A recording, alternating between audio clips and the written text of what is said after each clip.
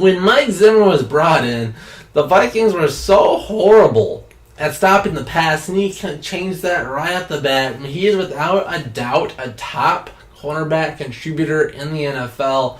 So let's look at the Vikings cornerback situation, and let's see who we could draft to make it better. So let's look at what we have on the roster right now. Of course, Xavier Rhodes, but he's coming off an off year, a very interesting year where he seemed to get burned at least a couple times a game, but every now and again he would show his number one all-pro potential that he showed the year prior. So he's kind of a question mark, but I don't see any reason why he shouldn't bounce back. But Mike Zimmer has been calling him out as of late, so we'll see what happens with the Rhodes, but he should be inked into play. The guy that has a few more question marks is Trae Waynes. Now, he is going on his last year of his rookie deal, so very, very likely to be off the team next year, but could be off the roster even sooner. He has been floating around in trade rumors, so we are in a potential where the Vikings could just trade Waynes, and this could go in a couple different ways. The Vikings could be in a situation where they love a cornerback early in this draft, and he's on the board, so they pick him up in front of a team that really needs a corner, and then all of a sudden there's a trade war for Trae Waynes. His value just went up an exceptional amount. So they could play that, or they could just say, screw it, before the draft starts, who wants to give us two second round picks? Let's make this deal happen. So there's something that could happen, but let's see what will happen. But number 3 with Mackenzie Alexander, and he's been kind of off and on, but he was exceptional second half of the year last year. Mike Hughes, he's coming off that ACL tear. Let's see how healthy he can be. Of course, Dalvin Cook had his ACL torn the year prior, and he had a hamstring injury all this year. So hopefully Hughes doesn't encounter the similar problems. Holton Hill played well last year, definitely for an undrafted rookie, but he'll be having a 4-game suspension. I don't think this will affect how the Vikings draft, but it kind of sucks that I won't be able to play for the first quarter of the season.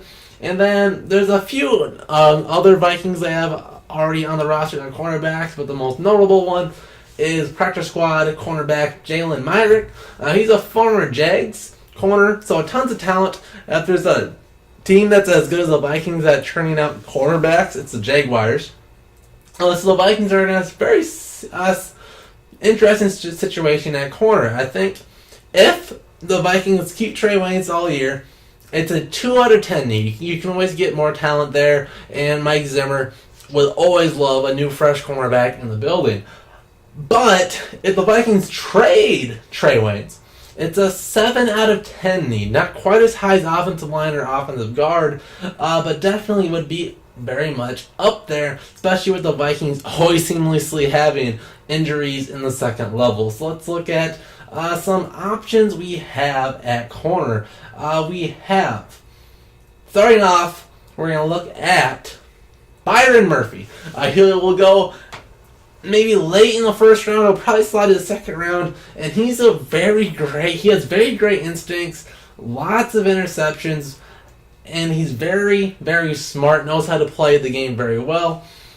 But he's a little bit small and short. He doesn't really have as much speed as you'd like, but I think speed doesn't matter as much. We saw Trae Waynes kind of turn into a track star a little bit. You saw how raw he looked his first couple of games. So speed really doesn't matter as much as you would like to think. 40 time is just a big facade that makes people look a lot sexier than they actually are. So Byron Murphy, despite not having the sexy 40 time, would be a very intriguing pick. And since he already has great instincts and already has great technique, there's not a whole lot Mike Zimmer would have to do to make him go to that next level, and he could be instant solid cornerback for the Vikings. But number 2, we have Julian Love. He should go day 2 of the draft. A lot similar to Murphy, incredible technique, but again, he is slow. So I think this would be more of a likely pick, a guy that would be available if the Vikings want to go for a need first round and maybe even second round, and then have Julian Love available later in day 3. And so another incredible technician. So they're going to have to drill him all year to try to figure out how to do his technique.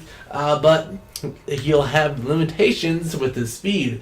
Number 3, a little bit different. Jamal Dean.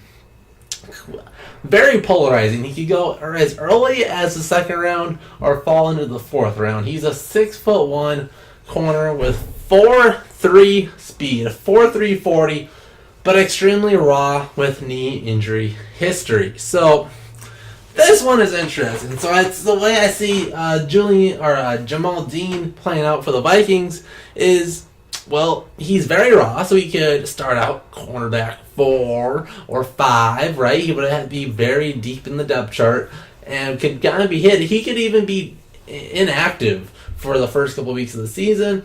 And if his knee injury would have to be kind of now that is definitely taking a chance on those knees holding up. The Vikings have had problems with their quarterbacks being hurt, so we definitely don't want to draft one that's a liability. But if we have confident that he could stay healthy, at least healthy enough to be a good backup player, I think that'd be an interesting pick. And since, unlike Waynes, he wouldn't be thrusted into that starting role right away, so he could have time to play behind Xavier Rhodes and some of those other cornerbacks on the roster to learn the position a little bit better before he had to get thrown in there. But number 4, we have Jordan Brown. This would be a late round pick, probably day 3. Now, he's a wide receiver turned cornerback, so he's got those good hands, should result in being a guy that can get you those interceptions. He has a great work ethic with that transition, you can see that. But he doesn't need to add strength. He gets beat off press coverage, and big body receivers can outplay him for those 50-50 balls. Again, a great candidate to have in the back of the depth chart that can learn behind some of the other corners. And then number 5, another late round, day 3-ish pick, is Corey Ballentine, and I like this kid. He's a Marcus Sherrill's replacement. He's a special teams ace. Exactly what we need. Everybody talks about, well, what if we get rid of Trae Waynes, and especially next year we probably won't have him. How will we recover? But we lost Marcus Sherrill's, and he's technically a corner. So let's get Corey Ballentine in the building that has the same special teams potential as Sherrill's, but hey, he can cover as well. That was always Sherrill's biggest gripe, is he's just a punt returner. If he's on the field, he's going to absolutely suck, and I don't think that'll be the case with Ballentine. He has a little bit of a lack in competition in college, so he's not as tested as you'd like. Definitely that's what brings him in the late rounds of the draft. But Mike Zimmer can figure that out, and he'll get tested every day in practice with all the Vikings wide receivers. So I think they can figure out very quickly whether or not he'll be a long-term just special teams player, or if he could be a situational cornerback. And he'd be great as well because he could play all the special teams positions, kick returner, punt returner, gunner, so we don't have to worry about having Mike Hughes out there returning kicks, so he can stay nice and healthy playing cornerback. So those were my 5 options for cornerbacks for the Vikings. Definitely give me your thoughts in the comment section down below. Question of the day: trade Trae Waynes. Should we trade Trae Waynes? Tell me that in the comment section down below. And of course, he has the next Josie Vikings video. We got one more of these. We're going to safety.